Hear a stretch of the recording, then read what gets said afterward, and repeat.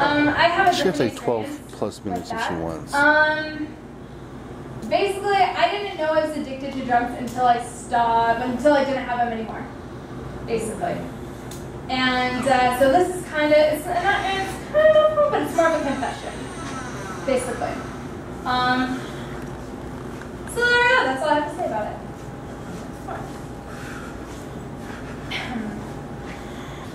I started to believe them when they told me that they weren't doing anything wrong.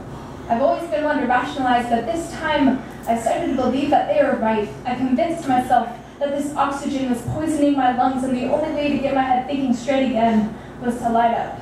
I've been sitting in the darkness for too long, they said. I remember that night the three of us got into the blue truck, we stole someone in crates from behind the grocery store, and we dragged them across the beach in between palm trees, and then started a bonfire. They lit up first and then handed it to me. I can still remember the first time I held that joint and made the decision to try this thing that so many people cling on to. I told myself I never would, but I blew that promise away with 20 more hits. The first thing I said was, "Guys, my throat feels like a chimney."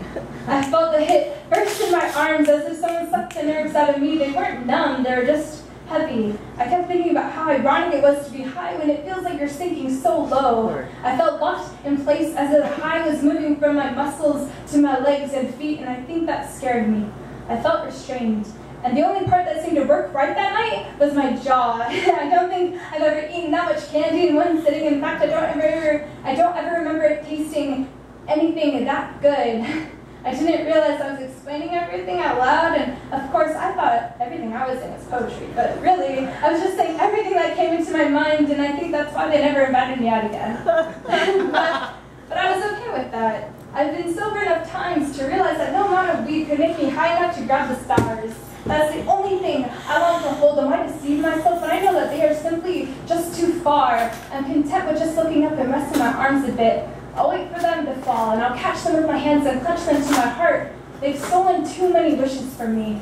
I was nervous when it was a few weeks later, and we went for a drive up to the haunted temple ruins. We grabbed a blanket and trudged through the darkness and overgrowth to a lookout. I've never seen where stars shine so clear and bright. I knew he had brought some along, so I gave it another chance. I've given it a few too many times since that day. I felt much different than the first time, and I would learn that the third and fourth, 39th, and 157th time would be just as different. Once bubblers, bowls, bongs, and joints, it wasn't just a drug. At first, I was just fitting in, only enjoying the ocean as much as the other man does. But I think I reasoned with myself a little too much. It was never a problem. I never second-guessed the parking lots, the late nights, the midnight cravings, and some of those restless nights. The paranoia only lasted so long. It wasn't until I left the guys and I realized that it wasn't just a habit. Looking back, it wasn't just Jane, but it was the constant desire of knowing what else could make me feel not normal.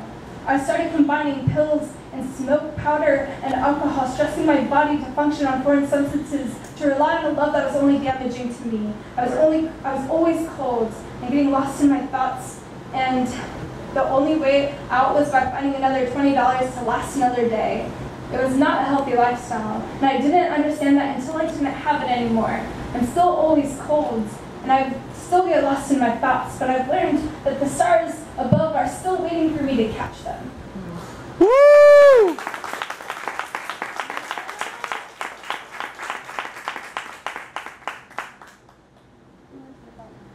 Alright, I have two more. Okay. I have two more poems until I actually don't have any more left. Sure, do it. Finish it out. Alright, so, okay, we'll do the one I know by heart last. So this one, I love it here, don't get me wrong. I love it here, and like I said, I was homesick for the first year I was in Hawaii. So that's when I wrote this poem, but now I'm homesick for Hawaii. Right after I wrote my first poem that I read tonight, I wrote this one. So here we go. You asked me if I believed if it were possible to know and feel exactly what you were thinking without talking or touching, and I said, absolutely. So in mornings where it's 3 a.m. my time, time when I'm washing dishes, I try to sing my heart loud enough so you'll wake up to the morning lullabies I have to offer you. If you get mixed signals, it's probably because the notes get lost at sea, and who wouldn't? I bet the stars are so bright I would get lost in the constellations too. And I swear, if I listen close enough, I can still hear your echo in the wind. I know what you mean. The palm trees don't know how to comfort me like the pine. The mountains here tower over as a guardian, but I think it stretches a little too high. I miss the chill the wind gave me. It doesn't feel like autumn here. It's always in the 80s, and I swear I wake up with sunburnt cheeks. Darling, your name is getting lost in cyberspace, and I am no astronaut. I can barely make it through my biology classes. I can't seem to focus on you anymore, and I think the ocean waves have something to do with it. The reception sucks here. But I'll keep sending postcards to your doorstep. I know sometimes the city gets loud and my words may become lost, but let me tell you, I've written so many memories down in the bridges of my hands. You fit there so perfectly along with the coffee mugs and IOU notes. It's starting to become rainy season, and I'm scared the dewdrops will fog our friendship. I'm losing sight of you. I may not be a lighthouse, but at least I can play songs you'll recognize, and maybe that'll clear your memory. I'll be sure to send you directions to places you might find me. I know the roads might be on irrelevant maps, but I know you had practice. I just need to get away for a while, and I remember how I left your company. I still do. Nice. Woo!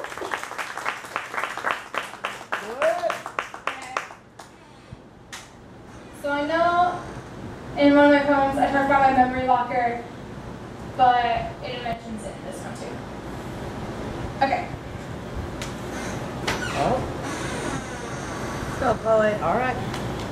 The echoing creaks of doorknobs resting down the abandoned hallway in my memory locker keep me awake at night. Come on. It's been a while since I've gotten a good night's sleep without the help of drugs, and right now I am just so tired and I fear my lantern is going out. And I know the only safe place is ahead of me, but the destruction of the wind whistling through the empty corridor shattered the windowsills, and I swear I heard your voice coming from the second door to the left. My vertebrae crunch as the bones in my body remember how they broke for you, how they gave into you. I can't sleep without pretending you're here because I find comfort in hoping that you still won't be able to fix me, love. I know my knobs are a little loose, but these handles are made for you. And I know it's hard for me to stand on my own 2 feet, but this home, this boat for two. No, this house isn't just mine, it's ours. We signed a lease together. The most you can do is spend a few nights with me in our living room. Hon, let's live, let's build forts and hide from the monsters under my bed, because I know they're real, and I'm scared.